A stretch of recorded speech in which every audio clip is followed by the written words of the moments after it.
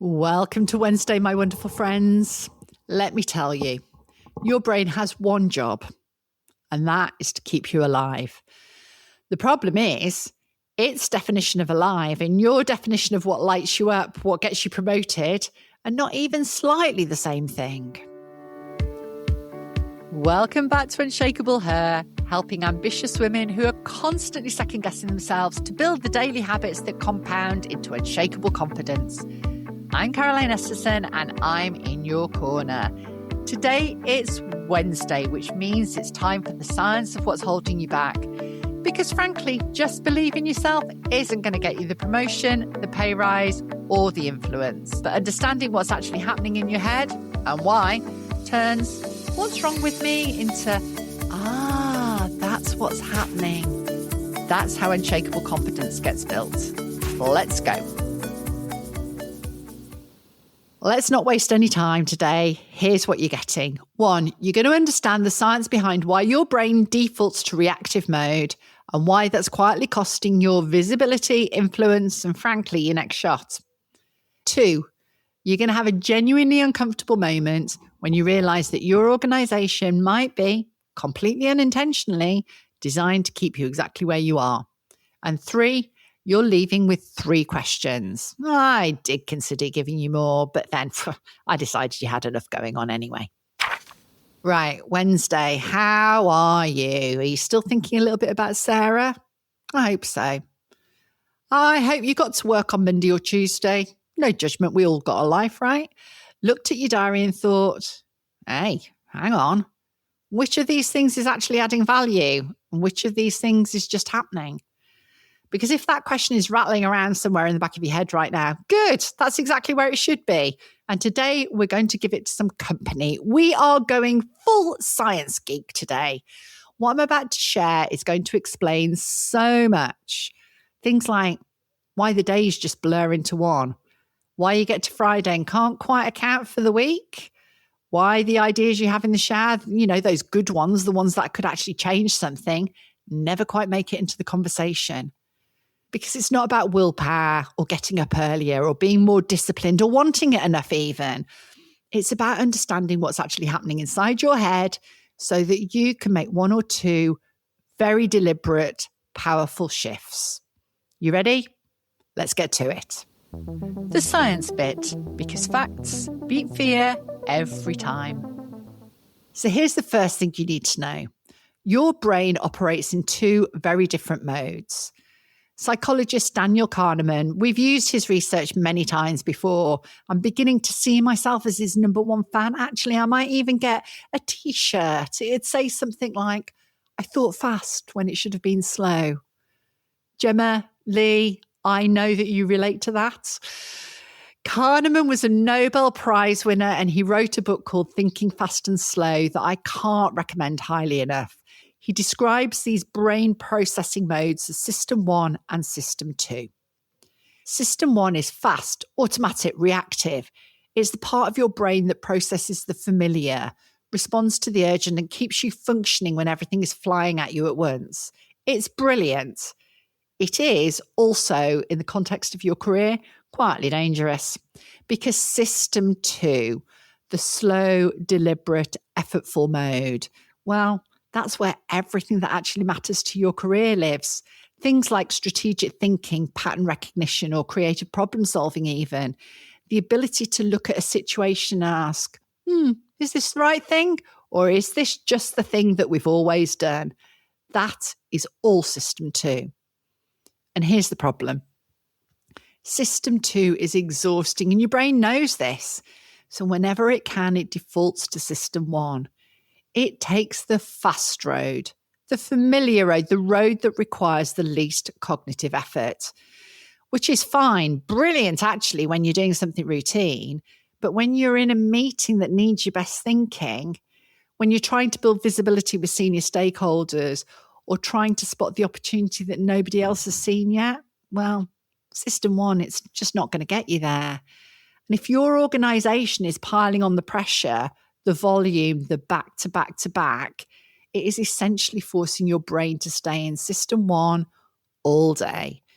You're reacting faster and faster to to smaller and smaller things.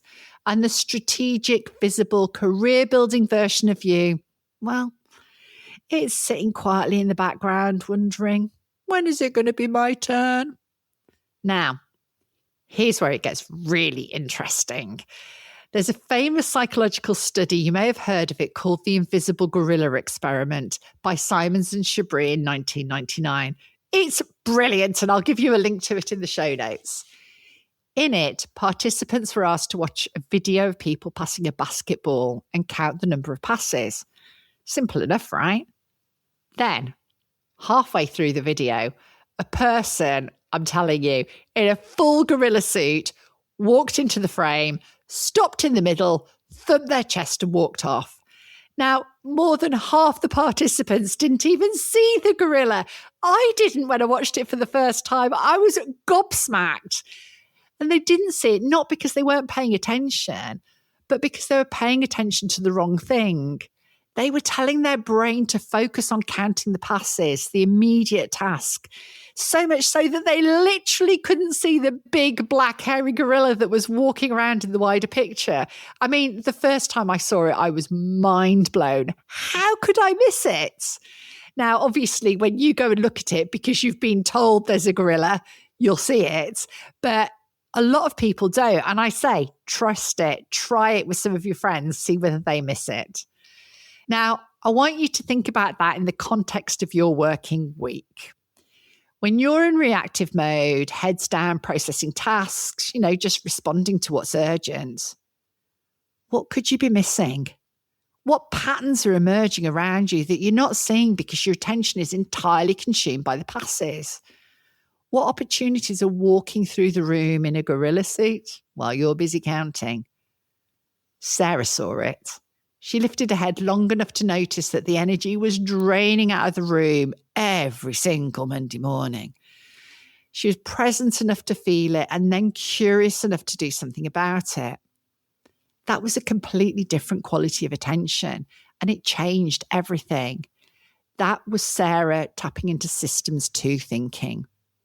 The planners that I talked about on Monday, they'd been so focused on the next 12 weeks that a 24-month horizon was almost conceptually impossible for them.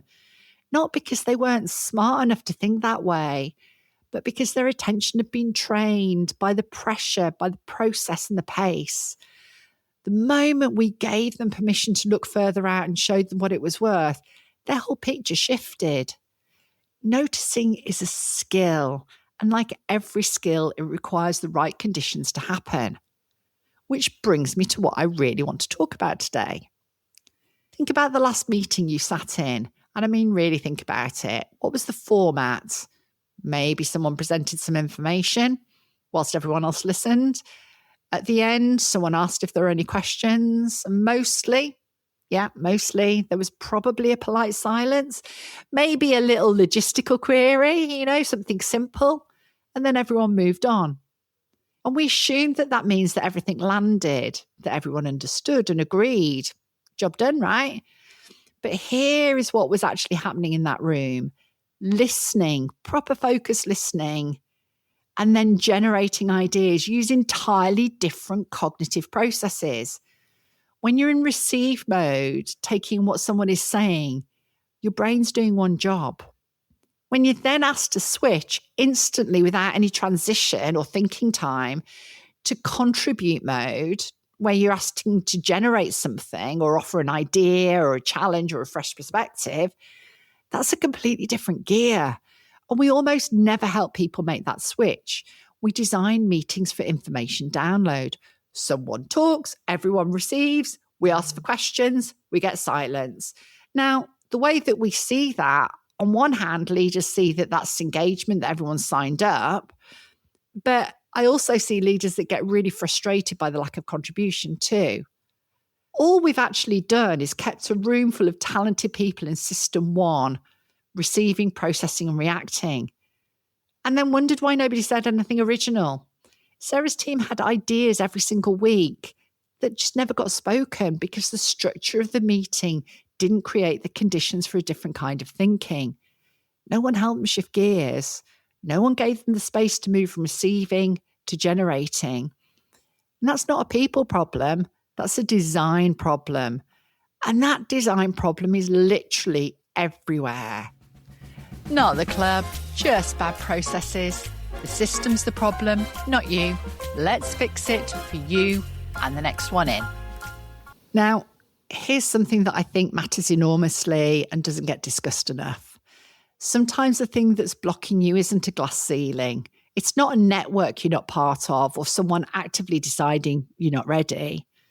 Sometimes, quite a lot of the time actually, it's a process, a system, a way of doing things that was set up at some point by someone for some reason that has just been rolling forward ever since without anyone stopping to ask, is this still right? Is this still worth it? Is this the best use of our time? The Monday meeting nobody redesigned, the report that takes 3 hours to produce and 3 minutes to be ignored. You know the one? The approval process with 6 sign-offs for a decision one person could make in 5 minutes. Or the agenda template that has not been questioned since the last reorganisation. These aren't conspiracies, but they are costing you. And they're consuming the time you could be spending on visible strategic work. They're keeping your brain in system 1 when it's desperate for system 2. And they're filling your week with doing when what would actually get you noticed is thinking. And here's the part that really matters. These processes don't just affect you navigating them. They affect your ability to influence the people around you. Because when everyone's stuck in that reactive mode, nobody anywhere is having the conversations that change things. The ideas stay unspoken and the patterns stay unnoticed. The gorilla, it walks through the room and everyone is just too busy counting passes to see it. You deserve better than that. And frankly, so does your organisation. They just don't know it yet. Oh, and here's your clue for the Friday song, by the way. Think about this. What do a heavyweight championship fight and your Monday morning meeting have in common? More than you think. I'm going to leave you with that. Right, 3 questions. Simple, honest, and hopefully very useful. Question 1. Where in your working week are you consuming time on something that, if you held it up to the light, you genuinely couldn't explain why it's done this way? Not to blow it up, not to storm anywhere with a manifesto. I just want you to notice, because Sarah noticed first. Noticing always comes before everything else. Question 2. In the last month, where have you had an idea that never made it out of your head? And what was it about the situation? Was it the meeting, the format, the moment maybe that meant it stayed there? Because that idea didn't disappear. It's still there. And it's worth asking, what conditions would need to exist for it to come out?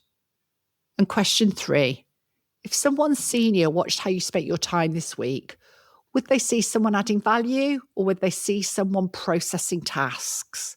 There's no wrong answer. It's not a test. But the gap between these two things is where your visibility lives. And closing it, even if it is by 2 millimeters, is where everything starts to shift. Okay, to close off today, let me loop back to those 3 promises I made right up front.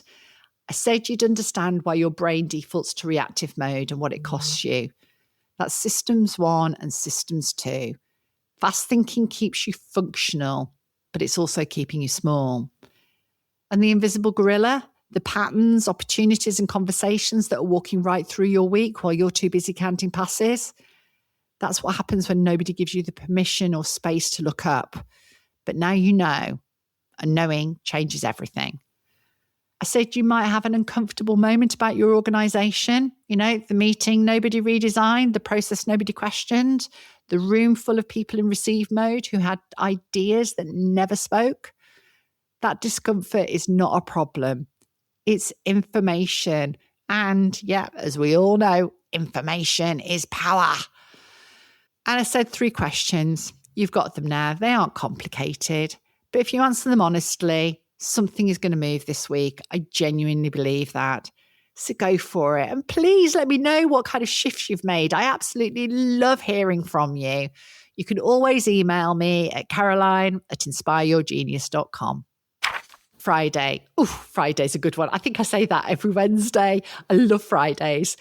Your song reveal is coming. And if you've been sitting with that heavyweight championship clue, I think you might be getting warm. We have your anthem for the week. We've got What Would Caro Do with a dilemma that's going to feel very familiar. And we have 3 quickfire career moves that take everything we've talked about this week and turn it into something you can feel in your leadership, influence, and visibility to the people who make decisions about your future. And at the end of Friday, a little look of where we're going next week, because if this trilogy got you thinking, next week is going to take that thinking somewhere really exciting. Friday. Don't miss it. That's it for today. Before you go, if something in this episode made you think, that's why I do that, hit follow wherever you're listening, because that moment of recognition, that's where Unshakable starts. Remember, I'm in your corner. See you Friday.